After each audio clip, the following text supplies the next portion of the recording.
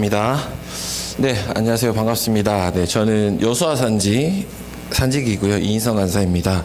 오늘 여러분과 함께 우리 아모스 6장 말씀 같이 나누고자 합니다. 네, 우리 아모스서는 크게 이제 세 부분으로 나눌 수 있습니다. 그죠? 여러분들 BSM 하셔서 다들 아시겠지만 또 1장부터 2장까지 열방과 이스라엘 향한 하나님의 말씀, 그리고 3장부터 6장까지 이스라엘과 지도자를 향한 하나님의 심판의 말씀, 그리고 이제 다음 주부터 볼 7장부터 9장까지는 이제 아모스의 환상을 이야기하고 있습니다. 이제 오늘은 이제 두 번째 부분의 이제 마지막 단락입니다. 우리 6장 1절을 우리 읽었지만요. 거기 보면은 너희는 망한다라고 시작하고 있어요. 우리 개역개정에서 이제 화 있을진저라고 이야기하고 있고, 이 표현은 우리 5장이랑 이어지는 내용이죠. 그러니까 계속해서 이스라엘의 죄로 인해서 하나님의 심판을 받게 될 것이다라는 그 애가가, 그 장례식의 노래가 계속해서 이어지는 부분이 6장의 내용입니다. 네, 우리 오늘 같이 아모스 말씀을 통해서 우리 이스라엘이 우리 멸망당한다고 오늘 이야기 듣고 있는데요. 왜 멸망당하는지 그 이유에 대해서 같이 한번 알아봤으면 좋겠습니다. 또 우리는 혹 이스라엘과 같은 죄를 범하고 있지는 않은지, 또 하나님이 심판을 받을 만한 것은 있지는 않은지, 또 우리의 모습을 돌아보는 시간이 되었으면 좋겠습니다. 또 오직 정의를 물같이 또 공의를 마르지 않는 강같이 흐르게 하기를 또 결단하는 또 이 시간들이 되었으면 좋겠습니다. 네, 오늘 설교의 제목은 이스라엘이 멸망한 이유입니다. 이스라엘이 멸망한 이유.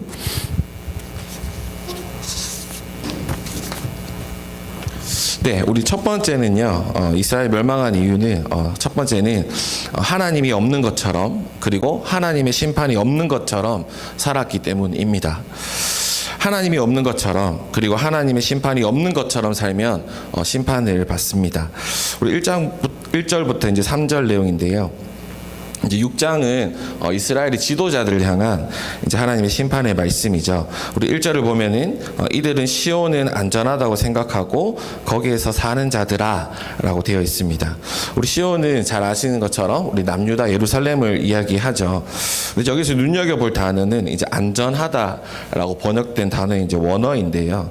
이 단어가 이제 교만하다, 또는 안일하다, 또는 태만하다라는 의미로 이제 해석될 수 있습니다. 저는 이제 안전하다라는 단어도 괜찮지만 좀 더 안일하다라는 단어가 좀 더 적합해 보여요.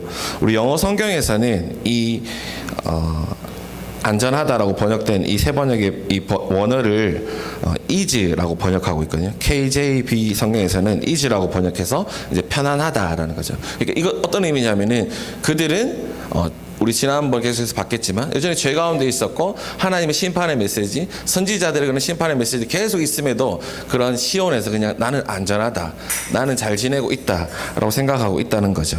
그뿐만 아니라 NLT 성경은 라운지 인 럭셔리라고 이제 번역을 해요. 이게 무슨 말이냐면은 그들은 시온이라는 곳, 하나님이 예루살렘에 성전이 있잖아요. 하나님이 보호하시는 이 성전에서 우리는 하나님의 백성이기 때문에 여기 충분히 누릴 수 있어, 럭셔리함을 누릴 수 있어 라고 생각하면서 살아갔다는 거죠. 그죠? 우리 잘 아는 것처럼 아모스 시대는 분명 경제적으로, 군사적으로 이제 번성한 시기였습니다. 그들은 이제 부와 권력을 누리며 살아가고 있었습니다. 우리 뒤에서 알아보겠지만 그들이 부와 권력을 누리는 것 그 자체가 심판의 이유는 아니었습니다. 그들은 부와 권력에 취해서 형제들의 고난에 대해서 무감각해졌습니다.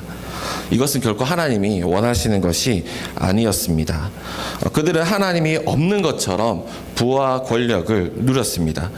그들에게 하나님이 부와 권력을 주신 것은 하나님의 뜻대로 그것을 사용하기 위함이었는데 그들은 마치 하나님이 없는 것처럼 그들의 부와 권력을 누렸습니다. 그리고 마치 자신들의 힘만으로, 나의 힘만으로 이것들을 이루었다라고 생각했습니다. 그죠? 이 표현은, 그 다음 표현은 또 사마리아 요새만 믿고 안심하고 사는 자들아 라고 이야기하는 부분에서도 알 수 있죠. 우리 사마리아는 그 당시 군사적으로 봐도 정말 정복하기 어려웠던 땅이래요. 근데 거기에 이제 성벽까지 세워져 있으니까 자연적인 그런 성벽뿐만 아니라 인공적인 성벽까지 세워져 있으니까 난공불락의 요새인 거죠. 그러니까 그들은 이런 군사적인, 하나님 없이도 우리의 군사적인 그런 힘으로, 우리의 힘으로 또 안전할 수 있다라고 생각했다는 거죠. 사마리아 요새 안에서 하나님 없이도 부와 권력을 남을 지키면서 살아갈 수 있어 라고 말했던 그들을 향해서 하나님께서는 심판이 있다라고 이야기하고 계십니다. 그죠? 여러분들 2절이 BSM 하시면서 특별히 좀 해석하기가 어려운 본문이죠. 특별히 2절에 이제 그 지명을 먼저 보면요, 이제 갈레와 하맛과 가드 이제 나오는데 이 세 지명 모두 좀 이렇게 강력한 제국을 이제 의미합니다. 우리 갈레는 메소포타미아 지역의 이제 중심이라고 할 수 있는 그런 시날 지방에 있는 그런 도시였고, 우리 하맛은 19개의 소국을 통합했던 강력한 제국이었다고 해요. 그리고 가드는 우리가 잘 아는 것처럼 골리앗 그 블레셋의 성읍 중에 한 곳이 이제 가드였어요. 근데 2절에 좀 해석하기 어려운 그 구절이 그들이 너희보다 더 강하냐? 그들이 영토가 너희 것보다 더 넓으냐? 라고 말하는 것을 어떻게 해석해야 될지가 좀 헷갈리잖아요. 이제 세 가지 정도가 있는데요. 첫 번째는 앞에서 얘기했던 이 세 가지 성읍이 이스라엘보다 이제 크지 않다라는 뜻이라는 거죠. 그러니까 반대로 이스라엘이 그들보다 이제 작다라는 거죠. 너희는 갈레와 하맛과 가드보다 강하지도 않고 넓지도 않다. 근데도 너희는 하나님 없이 살려 하느냐라고 이야기하는 거죠. 그래서 김기석 목사님께서는 또 이렇게 해석하셨더라고요. 또 다른 해석은 그런 갈레와 하맛과 그런 가드가 지금 이 아모스가 적혀져 있을 때는 그제 멸망했거든요. 그들이 정말 강한 것처럼 보이냐? 그들보다 내가 너희에게 더 큰 번영을 줬다 라고 이야기하면서, 그런데도 너희는 나 없이 살아가려고 하느냐라고 이제 해석하는 본문도 있죠. 쉽게 가면 이런 거죠. 그 이스라엘 민족은 원래 이집트의 노예였잖아요. 노예의 계급, 제일 밑에서 그런 피라미드에서 제일 밑에서 핍박받고 착취당하는 백성이었잖아요. 그들을 하나님께서 이제 출애굽시키셔서 광야에서 먹이시고 입히시고 인도하셔서 마침내 가나안 땅에 들어가게 하셨죠. 그리고 그 가나안 땅에서 전복 전쟁을 통해서 마침내 부유한 나라를 줬는데 너희는 그것을 잃어버리고 살아간다라는 뜻인 거죠. 쉽게 얘기하면 너희는 올챙이 아니죠. 개구리 올챙이처럼 모른다 것과 같이 너희는 그때는 노예처럼 살았으면서도 지금은 오히려 가난한 사람들을 핍박하고 있다로 해석될 수도 있습니다. 이 두 번째 해석이고요. 세 번째 해석은 이제 자기가 그렇게 얘기한다는 거죠. 그 이스라엘 지도자들이 우리가 얼마나 넓냐, 우리가 얼마나 강하냐라고 이야기하면서 그들의 자만들, 그들의 교만함, 그들이 얼마나 교만한지를 나타내는 구절이다. 이렇게 세 가지로 이제 해석할 수 있다라고 합니다. 세 가지 다 어느 정도 여러분들 취하시면 될 것 같은데, 공통적인 것, 어떤 해석을 따르더라도 공통적인 것은 무엇이냐면은 이스라엘은 하나님 없이도 잘 살 수 있다라고 생각했다는 거죠. 우리가 가진 부와 우리가 가진 힘, 권력만으로도 하나님 없이도 잘 살 수 있어 라고 생각했기 때문에 하나님께서 그들을 심판하십니다. 이스라엘 백성들은 앞에서 얘기했던 것처럼 이집트의 노예의 삶을 잊어버렸습니다. 광야에서 하나님께서 그들을 어떻게 먹이시고 입히셨는지 잊어버렸습니다.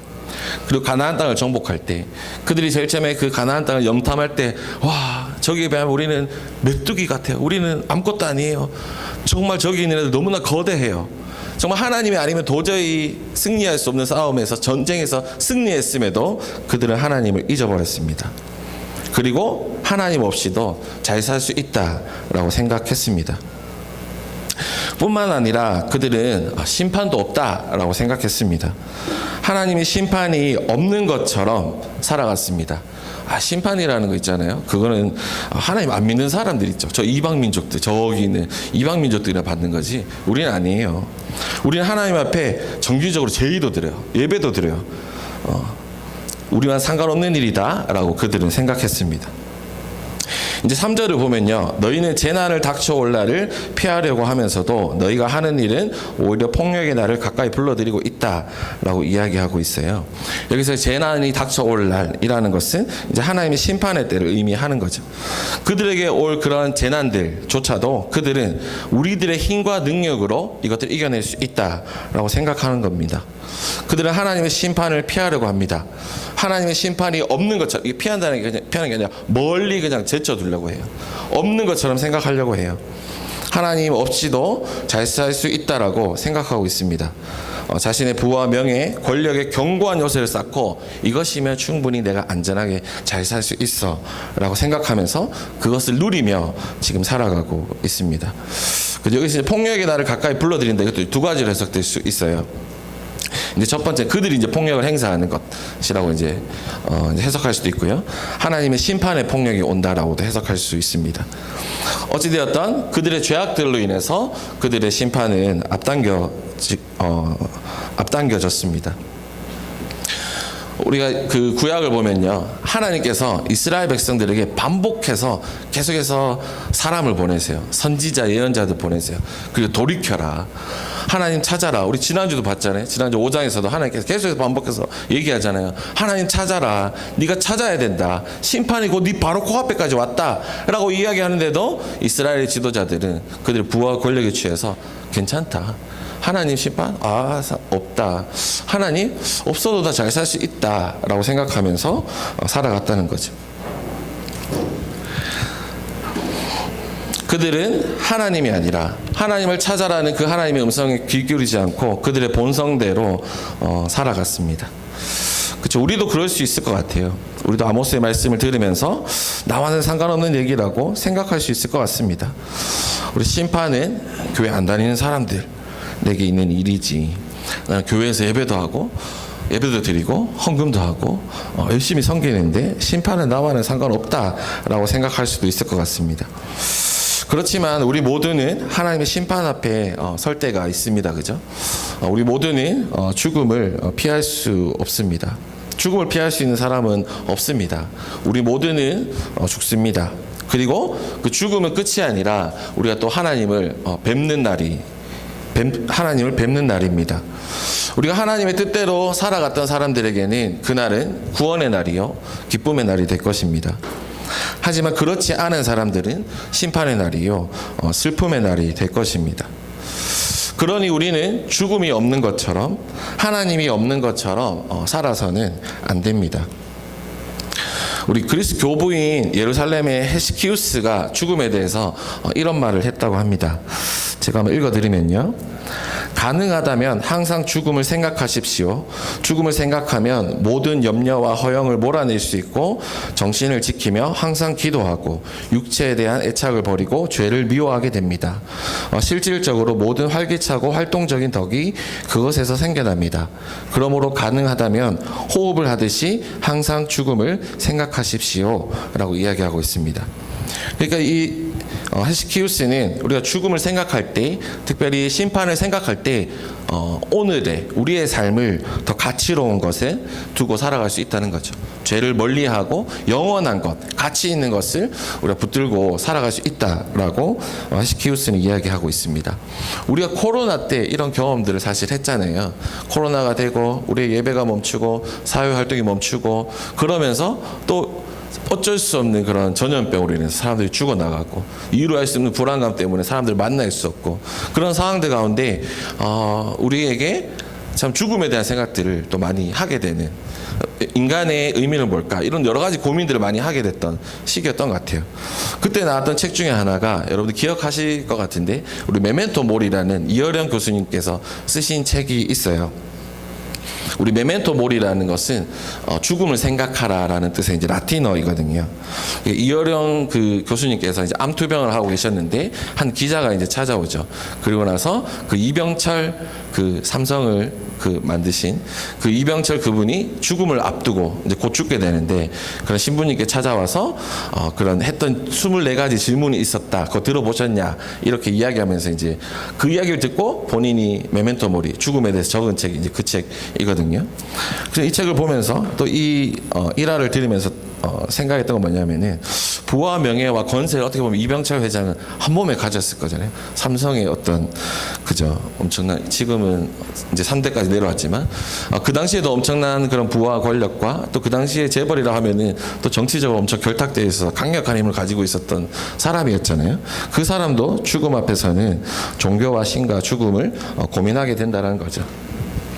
이처럼 우리가 심판을 생각할 때, 우리가 죽음을 생각하고 주님을 다시 만날 때를 생각한다면 우리는 탐욕을 따라가고자 하는 우리의 유혹들, 죄를 따라 살아가고자 하는 우리의 노력들, 그런 유혹들을 이겨낼 수 있을 것 같습니다.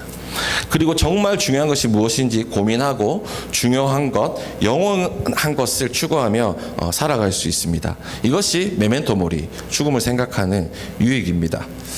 그런데 오늘날 이렇게 사람들이 이렇게 살아가는 삶을 보면 정말 죽지 않을 것처럼 살아간다, 이런 생각이 한 번씩 들 때가 있어요. 지난번에 그 수아 형제 그 사기친 그분도 100억 이상의 돈을 지금 여러 사람들이 그렇게 해서 아마 100억 이상으로 되는 걸 알고 있는데, 그 돈을 죽을 때까지 써도 다 못 쓸 거잖아요.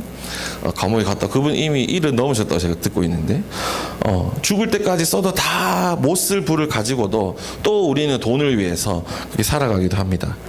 권력이 영원할 것처럼, 내가 지금 가지고 있는 이런 부나 권력이나 힘이 나를 지켜주고 안전할 거다라고 생각하는 것처럼 살아가는 모습을 봅니다.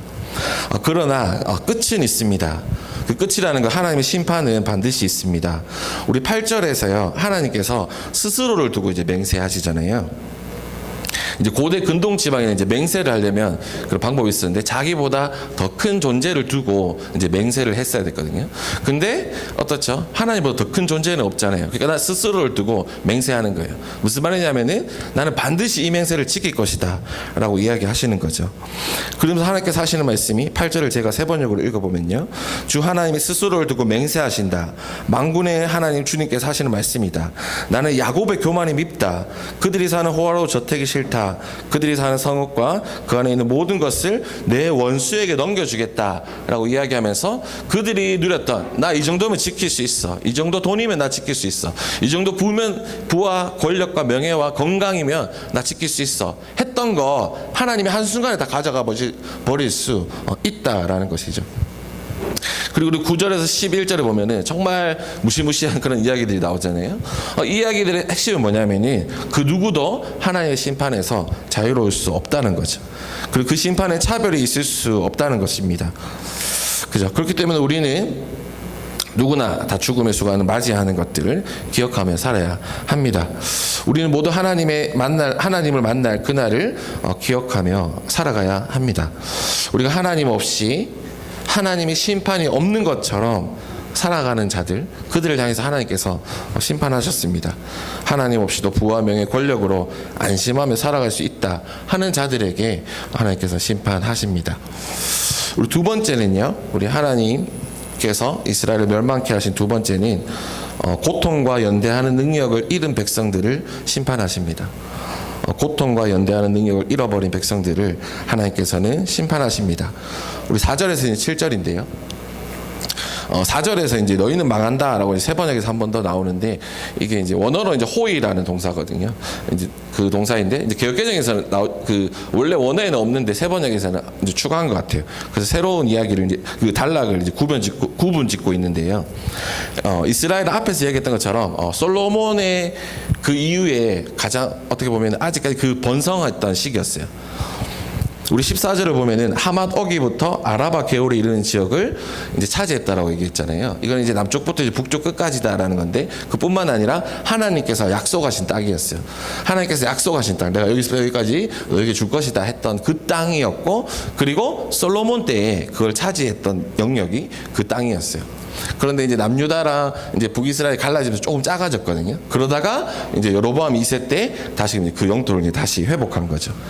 그만큼 그들은 영토가 줄어들었다가 여로보암 2세 때 정복 전쟁을 통해서 그 영토를 이제 회복합니다. 근데 우리 고대 근동에서 우리 제가 자꾸 전복이라고 지금 얘기하고 있죠. 죄송합니다. 정복. 네, 아무튼 전쟁을 하는 이유가 이제 가장 큰 이유가 하나 있었어요. 그것이 뭐냐면은 바로 전리품입니다. 그죠? 전리품. 전쟁에서 승리한다는 것은 곧 전리품을 많이 얻는 것, 물질적인 풍요를 내가 얻는 것을 의미했어요. 그러니까 이제 속국, 특히 전쟁에서 만일에 이제 항복했다, 속국으로 삼으면 어떻게 되죠? 정기적으로 계속해서 조공을 받는 거예요.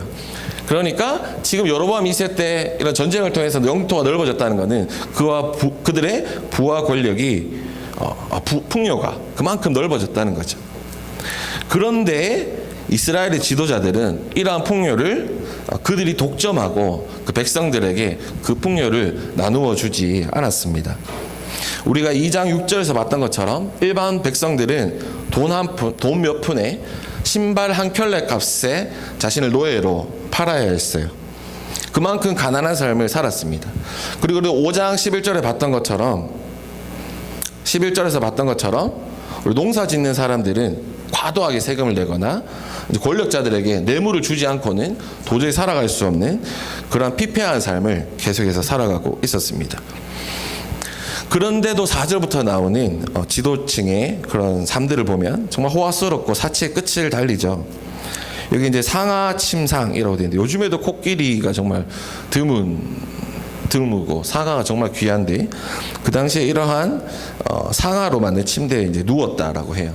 그래서 눕다라는 단어의 원어 자체도 그냥 이렇게 잘 누워 있다는 게 아니라 약간 좀 퇴폐적인 향락적인 의미를 포함하는 원어이거든요. 그러니까 그들은 그러한 상하 침대에 누우면서 또 그리고 안락 의자에서 기지개 켜면서 양떼에서 골라 잡은 어린 양의 요리를 먹고 우리에서 최고급 송아지를 이제 골라서 이제 잡아 먹었어요. 양떼 중에도 최고급 고기를 먹었던 거죠. 이건 오늘날에 저희가 뭐 명륜진사갈비에 가서 삼겹살 먹을까 돼지갈비 먹을까 양고기 먹을까 이런 고민하는 거랑은 좀 다른 의미예요. 왜냐하면 그 당시의 사람들은 고기를 그렇게 먹을 수 없었거든요. 일반 평민들은 1년에 고기 한번 먹기 정말 어려웠어요. 그들이 고기를 먹는 때는 언제냐면은 하나님 앞에 이제 제의를 드리고 나서 양을 잡고 나서 그때 고기를 이제 먹을 수 있었지 일반 백성들이 고기를 먹는 것은 참 어려웠어요. 그런데도 그들은 그런 최고급 중에도 최고급 우리에서 따로 기른 그 송아지 중에서도 최고급을 골라 먹었어요. 그리고 그들은 마치 자신이 다윗이나 된 것처럼 악기를 만들어서 잔치를 벌였어요. 그리고 이제 포도주를 마셨어요. 포도주는 그 당시 사람들 많이 마셨던 건데 여기에서 중요한 단어는 이제 대접이죠. 그냥 마신 것도 아니고 대접으로 마셨어요. 그리고 향유도 최고급 향유를 발랐어요. 그죠?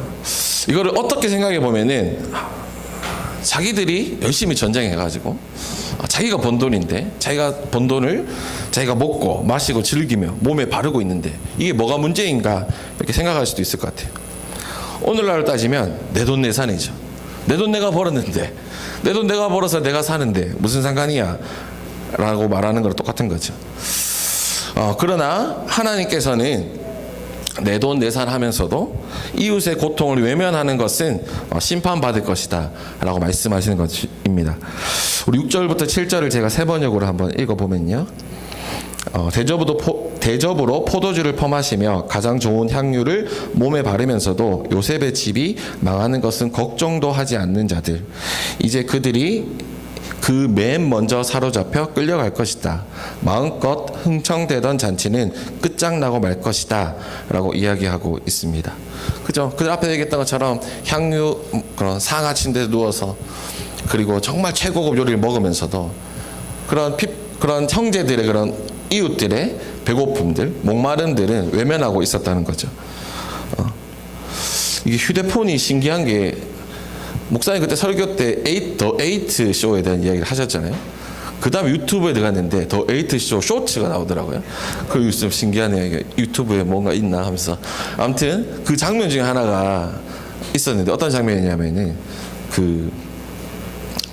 이제 모였어요. 어디 광장 같은 데 모였는데 막 사람들이 배고파요. 물도 못 먹고 이러니까 배고파. 너 배고프지 목도 말라 막 이런데 이제 제일 꼭중에 사는 그 여자가 정말 고상한 얼굴로 왜 배고파?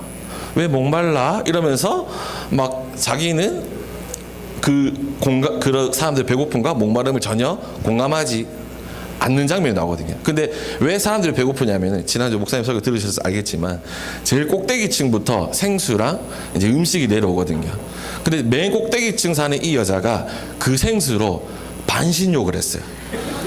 그 생수병이 막 굴러져 있고 여자가 막 예쁜 욕조에 막 하면서 반신욕하고 있어요. 그리고 도시락을 하나씩 열어서 하나씩 맛봤대요. 이런 맛이구나. 먹어서 버리고. 이런 맛이구나 하고 버리고. 그렇게 해서 밑에 층으로 전혀 생수랑 도시락이 내려가지 않은 거죠. 그래서 사람들이 목말랐어요. 이 장면이 저는 이 아모스서 6장 6절 7절 말씀이 그 에이트 장면이나 너무나 에이트 쇼인가요? 그 장면이 너무나 참 흡사하다, 놀라울 정도로 흡사하다는 생각이 들었어요. 그 반대로 말하면 무슨 말입니까? 아모스에서 말하는 이 시대와 우리가 살아가는 시대가 소름 끼칠 정도로 너무나 비슷한 시대를 살아가고 있다는 거죠. 우리가 아시겠지만 우리가 더 많이 가진 사람들은, 자본을 많이 가진 사람들은 쉽게 가만히 있어도 돈이 막 불어나는 시대에 살아가잖아요. 그렇지 않은 사람들은 아무리 노력해도 점점 빚이 쌓여가잖아요. 이런 세대를 우리가 살아가고 있습니다. 그렇죠? 이렇듯 이스라엘의 지도자들, 그러니까 그 8층에 살았던 그 여자처럼 이스라엘 지도자들은 이웃의 고통을 외면하고 자신들의 부와 풍요를 누렸습니다. 하나님은 이들을 심판하십니다.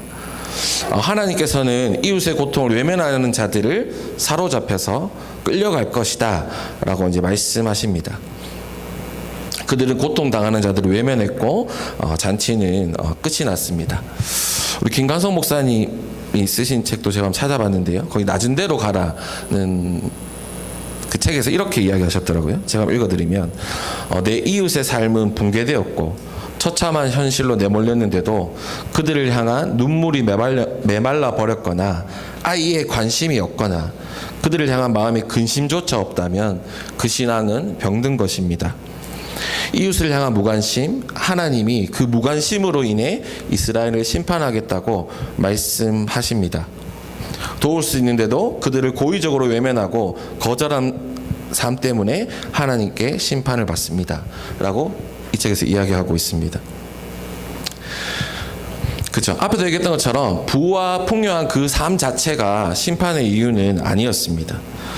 부와 풍요한 그 삶을 누리면서도 신발 한 켤레 값에 자신을 팔아버릴 수밖에 없는 그 사람들의 고통을 외면했기 때문에 심판을 받습니다.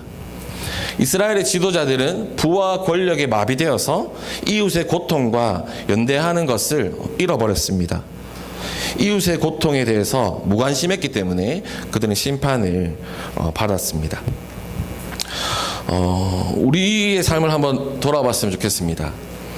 우리 중에 상하 침대에 주무시는 분 있나요? 아마 없을 것 같아요. 그죠? 우리 부가 막 이렇게 많으신 분 아마 없을 것 같아요. 하지만 우리 이 본문을 통해서 우리가 생각해 보시는 건 뭐냐면은 우리는 타인의 고통에 대해서 얼마나 관심을 가지고 있는가 우리 자신을 한번 돌아봤으면 좋겠습니다. 우리가 최근에 관심을 두고 있는 것들 무엇인지 한번 이렇게 돌아봤으면 좋겠어요. 우리가 먹고 사는 문제 분명히 고민해야죠. 네, 그죠? 그리고 우리 자녀들 어떻게 키울지 이런 것들 고민해야 됩니다. 그리고 또 우리 여름휴가 어떻게 보내지? 또 하나님 주신 또 우리 이 것들 또 우리 자녀들에게 또 좋은 추억들 만들어주고 이런 것들 필요해서 이런 것들 필요합니다. 하지만 이런 것들에만 관심을 두면서 우리 이웃을 돌보지 않는다면, 이웃에게 무관심하다면 우리의 신앙도 병든 것입니다. 혹 이렇게 이야기할 수 있을 것 같아요. 간사님, 제 코가 석자예요. 야근하고 퇴근하면 쉴 시간도 없어요. 그냥 집에 오면 그냥 뻗어서 자요. 뭐 이렇게 얘기할 수 있을 것 같아요. 그죠? 또는 저의 문제로 저의 그런 여러 가지 상황들 때문에 다른 사람들 돌아볼 조차 여유조차 없어요 라고 이야기할 수 있을 것 같아요. 그죠? 저도 이렇게 그죠? 이렇게 숲지기 모임이나 또 소그룹 모임이나 또 이렇게 얘기 들어보면 정말 여러분들 열심히 살아가고 계시는 거 저도 이제 알고 있어요. 우리 안에 정말 틈이 없다라는 것들을 우리가 알고 있어요. 네, 저희가 실명 거론하면 거론 안 된 분들 힘들기 때문에 제가 얘기하지는 않을 텐데, 정말 어떤 분은 아침에 일어나자마자 또 그런 직장 생활들 하고, 또 그 잠깐 그 애기 보내놓고 또 직장 생활을 해야 되고, 또 퇴근하자마자 또 이제 집안일 조금 해야 되고, 또 어떨 때는 또 이제 모임 와야 되고, 리더 모임 와야 되고, 또 교회 와야 되고, 이렇게 보면은 와, 이분은 정말 24시간 모자랐다. 최근에 막 계속 2시, 4시에 막 이렇게 주무신대요. 제가 그분 건강을 위해서 요즘 기도하고 있는데, 하여튼 저희의 삶이 그 빡빡하잖아요. 우리의 삶이 잠시 그런 틈이 없잖아요. 그런데 돌아보면요, 제가 이렇게 돌아보면 우리 모두가 다 제 코가 석자인 것 같아요. 무슨 말이냐면은 우리 모두 중에 문제가 없는 사람은 없는 것 같아요. 우리의 삶에 어려움이 없는 사람도 있을까라고 생각해 보면은 크든 작든 우리는 모두 그런 어려움들, 문제들 가운데 살아가고 있다는 거죠. 그러니까 이런 거죠. 우리 모두가 제 코가 석자예요. 그렇게 생각할 수 있습니다. 그런데요, 저는 이렇게 생각합니다. 그런데 그리스도인의 공동체는, 교회는 제 코가 석자인 사람들이 서로를 돌보는 공동체다라고 저는 생각합니다. 나의 어려움은 여전히 있지만 다른 이들의 어려움에 관심을 가지는 사람들, 그 사람들이 모인 곳이 교회입니다. 다른 이들의 고통을 나의 고통으로 여기고 연대하고자 애쓰는 사람들이 모인 곳이 교회입니다. 제 코가 석자인 사람들이 서로의 코를 닦아주려고 애쓰는 곳이 교회입니다. 그런데 여기에 또 놀라운 그런 신앙의 원리가 하나 있습니다. 바로 우리가 그렇게 살아가다 보면 서로가 서로의 코를 닦아주며, 내 코가 석자지만 서로의 코를 닦아주려고 애쓰고 살아가다 보면 어느새 나의 어려움을 이길 수 있는 힘이 생긴다는 것입니다. 나의 문제와 씨름한다라고 우리의 문제가 해결되는 게 아니잖아요. 다른 이들의 고통에 관심을 가지고 그 고통에 연대하려고 할 때 나의 어려움, 문제는 더 이상 문제가 되지 않음을 발견할 때가 있습니다. 우리가 제 코가 석자임에도 서로의 고통에 연대하고자 할 때 우리는 그 고통을 이겨낼 수 있습니다. 그러니 우리가 할 수 있는 것을 하면 될 것 같아요. 그래서 우리의 관심을 이렇게 표현하면 될 것 같습니다. 그렇죠. 우리 여유가 되면 또 우리의 재정들 도와서, 또 어려운 사람들이 있다면은 많이 도왔으면 좋겠고요.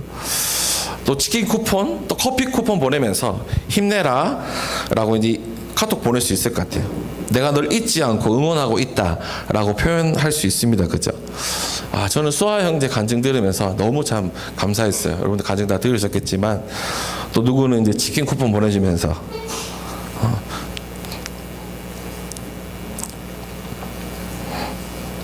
죽지 말고 치킨 먹고 힘내라 이렇게 응원하는 지체도 있었죠. 그리고 어려운 가운데도 다들 어렵잖아요. 재정을 모아서 또 그 도운 지체들도 있었습니다. 그리고 정말 그 수아 형제 그 고통이 나의 고통으로 여기고 연대했던 우리 형제 자매들이 있었기 때문에 저는 그 참 어려운 전세 사기라는 어려움이 있었지만 그 시기를 잘 이겨낼 수 있었다라고 생각합니다. 저는 아모스를 우리가 묵상하면서 또 수아 형제 일을 함께 겪으면서 하나님께서 주신 아모스의 이야기, 살아있는 아모스 이야기가 이것이구나라는 생각이 들었습니다. 그죠? 구부러진 세상에서 어떻게 보면 수아 형제가 그런 얘기를 들어보시면 아시겠지만 정말 많이 알아보고 들어갔어요. 부동산에도 알아보고. 근데 부동산이 다들 아시겠지만, 제가 너무 길게 얘기하면 그렇지만 부동산 업자랑 다 짜져 있는 거예요. 내가 전세 사기가 위험하다는 걸 알고 알아보고 해가지고 들어갔잖아요.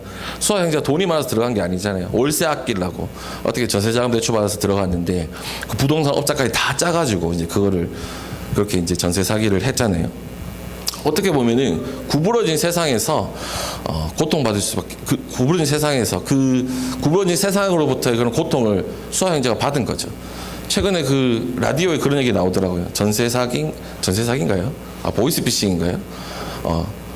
나는 안 당한다고 생각하지 말라고. 내 차례가 안 왔기 때문에 아직 괜찮은 거라고 얘기하는 그 광고를 들었는데, 그게 너무나 제 가운데 그랬어요. 이거구나. 우리 구부러진 세상에서 우리가 누구나 다 우리가 고통 가운데 살아갈 수 있겠구나.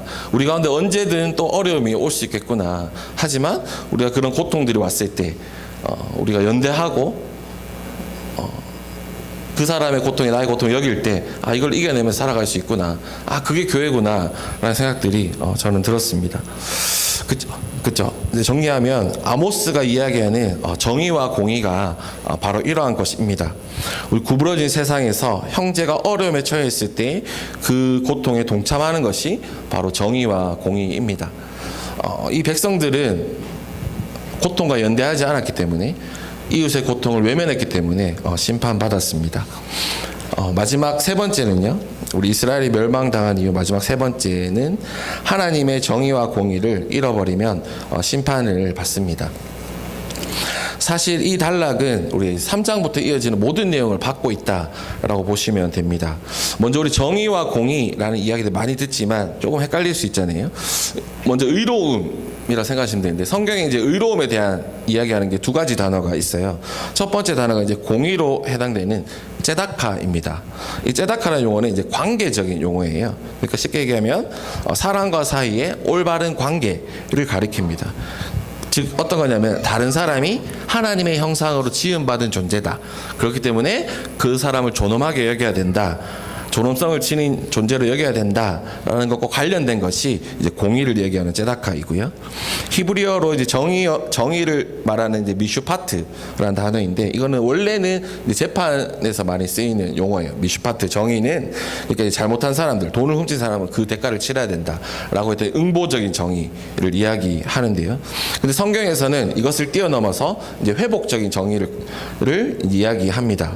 그 회복적 정의가 뭐냐 하면은 앞에서 얘기했던 것처럼 그런 여러 가지 사회 구조로 인해서 피해받은 약자들을 찾아내고 도와주는 것, 그것을 미슈파트라고 이야기합니다. 그러니까 미슈파트는 약자를 돕고 불의를 방지하는 구조를 세우는 것, 그것이 성경에서 말하는 정의, 미슈파트이죠. 쉽게 얘기하면 이런 거예요. 우리 기울어진 출발선 많이 들어보셨죠? 그 기울어진 출발선을 바르게 세우는 것이 미슈파트입니다. 태어나 보니 부잣집 아들이었다. 뭐 이런 거 있잖아요. 태어나 보니 엄마 아빠 공부를 너무 잘해서 나 책 한 번만 봐도 그냥 다 알 수 있다. 뭐 이런 DNA를 가진 사람과 태어나 보니 나는 가난한 집에서 태어났다. 이런 사람들은 출발선부터 다르잖아요. 이러한 불공평들을 극복할 수 있는 이런 간극을 좁히는 것이 바로 하나님이 말하는 정의, 미슈파트입니다. 네, 성경에서는 정의와 공의를 같이 해서 계속해서 이제 이야기합니다. 그리고 이 정의와 공의야말로 하나님께서 하나님의 백성을 따로 구분해서 세우신 이유입니다. 우리 하나님께서 아브라함을 따로 부르신 목적을 우리 창세기 18장 19절에서 이렇게 이야기하십니다. 제가 개역개정으로 한번 읽어볼게요. 창세기 18장 19절인데요. 내가 그로 그 자식과 권속에게 명하여 여호와의 도를 지켜 의와, 여기서 의라는 게 이제 미슈파트거든요. 공도를 행하게 하려고, 이제 이 공도가 이제 제다카예요. 그를 택하였나니 이는 나 여호와가 아브라함에게 대하여 말한 일을 이루려 함이니라 라고 되어 있어요. 그러니까 하나님께서 아브라함과 언약을 맺으신 것, 그리고 하나님의 백성들과 언약을 맺으신 그 이유가 바로 이 미슈파트와 제다카, 하나님의 정의와 공의를 바로 세우기 위함이라는 것이죠. 이 정의와 공의는 하나님의 백성의 존재의 이유이며 이제 목적이었습니다. 그런데 이스라엘은 약자들에 대해서 오히려 불의를 저지르죠. 우리 12절을 보면요. 우리 말들이, 자, 세 번역으로 한번 읽어보겠습니다. 말들이 바위 위에서 달릴 수 있느냐? 사람이 소를 부려 바다를 갈 수 있느냐? 그런데도 너희는 공의를 뒤엎고 독약을 만들고 정의에서 거둔 열매를 쓰디쓴 소태처럼 만들었다라고 이야기하고 있습니다. 우리 말이 어떻죠? 말이 따가닥따가닥 이렇게 말바꿈 있는 말이 바위 위를 달리면 어떻게 될까요? 말 다리가 다 부서지든지 다치든지 하겠죠. 말이 경마를 하려면, 그죠? 달리려면 평지를 달려야 되잖아요. 근데 오히려 말을 바위 위에 갖다 놨던 거죠. 그리고 소를 가려면은 밭에 가야 되는데 지금 어디 가 있다는 거죠? 바다에 소를 갖다 놨다는 거죠. 그렇게 되면 소가 바다에 빠져 죽겠죠. 그것처럼 하나님께서는 이스라엘에게 정의와 공의를 행하셨고, 그렇죠? 우리 출애굽을 통해서 그들을 해방시키심으로 정의와 공의를 행하셨잖아요. 근데 이스라엘 백성은 정의와 공의를 외면한 채 불의를 행하며 살아갔습니다. 그들은 정의와 열매, 공의의 열매는 달고 사람을 살리는 것인데 오히려 이스라엘은 그것을 독약과 쓰디쓴 소태로 바꾸어 버렸습니다. 성경은 이것을 불의라고 합니다. 그죠? 우리 어떤 사람들은 적극적으로 우리 불의를 행할 수 있어요. 하지만 더 무서운 것은요, 또 어떤 사람들은 부당한 사회 구조를 통해서 혜택과 특권을 누리면서도 당연하게 여기는 거죠. 이거 내가 아까 얘기했던 것처럼 내 돈 내산, 내가 능력이 있어서 내가 번 거지 라고 생각하면서 어떻게 보면 구부러진 이 세상에, 그리고 기울어진 이 출발선에 있는 이 세상의 것들을 당연한 것처럼 누리며 살아갈 수 있다는 거죠. 이것도 성경이 말하는 불의입니다. 우리가 적극적이든 수동적이든 또는 심지어 우리가 모르는 사이에 우리는 불의에 동참할 수 있습니다. 그럼 우리가 어떻게 해야 될까요? 그러니 우리는 내게 주신 모든 것이 하나님의 주신 것임을 인정해야 됩니다. 우리 내 돈 내산, 내가 능력이 좋아서 번 건데, 내가 건강해서 이거 할 수 있는 건데 라고 말할 수 없습니다. 그죠? 우리 모두 하나님께서 주신 것이기 때문에 하나님의 뜻대로 나누어야 됩니다. 그것이 성경에서 말하는 정의와 공의입니다. 그렇죠? 우리 신약 시대에 가면은 정의와 공의의 개념이, 특별히 경건에 대한 개념이 소외된 이들을 돌봄과 연결이 됩니다. 우리 야고보서 1장 27절인데요. 제가 1장 27절 한번 제가 읽어보도록 하겠습니다. 하나님 아버지께서 보시기에 깨끗하고 흠이 없는 경건은, 그래서 경건에 대해 말씀하시면서 고난을 겪고 있는 고아들과 과부들을 돌보아 주며 자기를 지켜서 세속에 물들지 않게 하는 것입니다 라고 이야기하고 있습니다. 그렇죠? 신약 시대에서는 이 경건이라는 것, 하나님의 정의와 공의를 세우는 것을 가난한 이들, 특별히 고아와 과부가 그 당시에 가장 소외된, 자신의 목소리조차 낼 수 없는 자들이었잖아요. 그들을 돕는 것, 그것이 하나님의 정의와 공의를 행하는 것이고 그 삶이 경건한 삶이다 라고 이야기하고 있습니다. 우리는 정의와 공의를 잃은 이 불의한 세상을 살아가고 있습니다. 먼저 우리가 구부러진 세상을 살아가고 있어요. 그렇기 때문에 우리는 먼저는 구부러진 세상을 분별할 수 있어야 되고요. 그리고 여기에서 우리가 정의와 공의, 하나님의 뜻대로 우리의 가진 것들, 우리의 시간과 힘과 능력과 부를 나눌 수 있어야 됩니다. 그죠? 어떻게 우리가 이제 구부러진 이 세상을 참 분별할 수 있어야 되겠다라는 생각이 많이 듭니다. 이번 주에 좀 충격적인 뉴스를 봤어요. 제가 CBS 김현정의 뉴스 아침에 들으시는 분인지 모르겠는데, 거기에 이제 뉴스가 나는 한 제보가 있었어요. 이제 중학교 선생님, 여자 선생님 제보가 있었는데, 한 학생이 복도를 이렇게 비틀비틀 거리면서 가더래요. 그래서 애들이 쟤 술 먹었나? 이 생각해가지고 갔는데 술 냄새가 안 나는 거예요. 근데 그 얘기가 있고 나서 또 며칠 있다가 또 그 학생이 또 복도에서 비틀비틀 거리더래요. 근데 갔는데 술 냄새가 안 나서 선생님한테 얘기를 했대요. 그래서 선생님이 그 학생이 이제 불러와서 이제 얘기를 해보니까 이 친구가 이제 마약을 한 거죠. 마약을 해서 마약에 취해서 그 복도에서 이렇게 이렇게 비틀비틀거리고 있었던 거예요. 근데 이 친구가 어떤 비행 청소년이거나 불량하거나 그런 친구가 아니었고 정말 평범한 학생이었대요. 근데 이 친구 이 뉴스를 이제 소개하면서 여러 가지 이야기들이 있었는데, 제가 오늘 좀 충격적이었던 건 뭐였냐면은 이 아이들이 있잖아요. 이 아이들이 이 마약을, 요즘에 저는 마약을 비싼데 어떻게 사지 생각했는데 마약 하나에 그럼 몇천 원밖에 안 한대요. 그래서 DM을 통해서 이렇게 연결되면 그냥 몇천 원에다 몇천 원 이렇게 입금하면 이렇게 어디 던져준대요. 그럼 그걸 가져와서 그냥 한 토요일쯤에 일주일 동안 수고한 나에게 주는 선물이다 라고 이야기하면서 그걸 먹는데요. 그리고 친구들에게도 대량으로 사가지고 일주일 동안 너 열심히 공부했잖아, 열심히 공부하고 알바하고 살았잖아, 너를 위해 선물 하나 줘 하고 이 약을 준다는 거예요.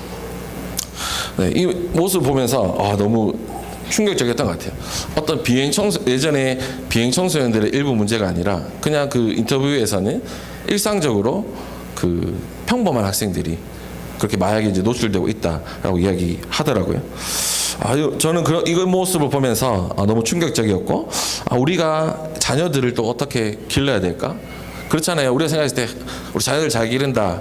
우리는 아마 그렇지 않은 것 같은데, 통상적으로 보면은 공부 잘하고 학교에 가서 학교 잘 다니고 성실하게 공부 잘하고 좋은 성적 받아서 원하는 거 그냥 하고 싶은 대학 가고, 그 보내는 게 우리 자녀 교육에 보통은 그렇게 가잖아요. 그것이 아니라 우리의 자녀를 어떻게 길러내야 될까? 또 무엇이 우리의 자녀 양육의 목적이 되어야 될까? 참 진지하게 고민해 봐야 된다 생각이 들었던 것 같아요. 아까도 얘기했지만 그런 능력주의 사회잖아요. 공부만 잘하면 다 이렇게 되고 큰 사고 치지 않으면 괜찮아 라고 말하는 이 세계 가운데 또 우리 아이들에게 여기 분별력을 또 길러줘야 되고 참 여기 참 그런 노력들이 또 우리 가운데 필요하겠다라는 생각이 들었습니다. 그렇죠. 우리 구부러진 세상에서 우리는 어떻게 불의에 맞서고 있는지, 맞서야 될지, 또 하나님의 정의와 공의를 이뤄가야 될지 고민하고 실행해야 될 것 같아요. 제가 말씀드린 거, 우리의 자녀 양육에 있어서도 내가 혹은 세상과 똑같이 구부러진 이 세상과 똑같은 목적을 가지고 자녀 양육을 하고 있지는 않은지 돌아봐야 될 것 같고요. 또 우리가 직장 생활하는 것도 내가 직장 생활하는 목적도 참 이 구부러진 세상의 것들로 내가 직장생활 그 목적과 똑같이 나를 직장생활을 하고 있지는 않은지 돌아봐야 됩니다. 우리의 삶에서 정의와 공의를 이뤄가기 위해서 고민하고 실행해야 합니다. 우리가 그런 삶을 살고 있는지 아니면 불의한 세상에 편승해서 구부러진 세상에서 주는 부와 풍요를 누리고 있지는 않은지 돌아봐야 될 것 같습니다. 우리 정의와 공의를 잃어버린 하나님의 백성들은 이제 하나님의 심판을 받습니다. 네, 우리 말씀을 정리하겠습니다. 오늘 하나님께서 이스라엘을 심판하신 이유의 3가지 정도 알아봤습니다. 첫 번째는 하나님이 없는 것처럼, 하나님이 심판이 없는 것처럼 살면 심판을 받습니다. 이스라엘 백성들은 그 부와 권력을 하나님께서 주셨음에도 불구하고 그들의 힘으로 내가 이것들을 가졌다. 그리고 내가 이 부와 권력으로 충분히 하나님 없이도 안전하게 살 수 있다라고 생각했습니다. 그때 하나님께서 그들에게 심판의 메시지를 이야기하십니다. 하나님께서 이렇게 강력하게 이야기하시는 것은 다시금 돌아오라라고 말씀하시는 것입니다. 우리 지난주 5장에 봤던 것처럼 하나님 없이 사는 삶 심판밖에 없어. 그러니까 하나님 찾아야 돼. 하나님께 돌아와야 돼. 라고 우리 이야기하십니다. 또 두 번째, 이스라엘의 백성들이 심판받은 이유, 멸망받은 이유는 고통과 연대하는 능력을 잃어버렸기 때문입니다. 우리의 관심사가, 우리의 눈과 귀가 우리 곁에 있는 고통 가운데 있는 이웃들에게 향하고 있는지 돌아보았으면 좋겠습니다. 그리고 마지막 3번째는 하나님의 공의와 정의를 잃어버리면 심판을 받습니다. 우리 아모스서 5장 24절 말씀을 읽고 같이 기도했으면 좋겠는데요. 제가 개역개정으로 한번 읽어보겠습니다. 오직 정의를 물같이 공의를 마르지 않는 강같이 흐르게 할지어다 라고 하나님께서 말씀하십니다. 하나님께서 우리를 부르신 이유는 하나님의 정의와 공의를 따라 살아가라고 우리를 부르고 계십니다. 여러분의 삶 가운데 정의와 공의를 이루어가야 될 영역들은 무엇이 있는지, 나의 직장생활들, 또 내 주변에 있는 이웃들, 나의 자녀 양육들, 혹 이것들이 무너지고 있는 것들이 있지는 않은지 한번 돌아보며 다시금 하나님 앞에 또 그 정의와 공의를 세우는 삶을 살아가겠노라고 이 시간 같이 기도했으면 좋겠습니다. 네, 기도하겠습니다.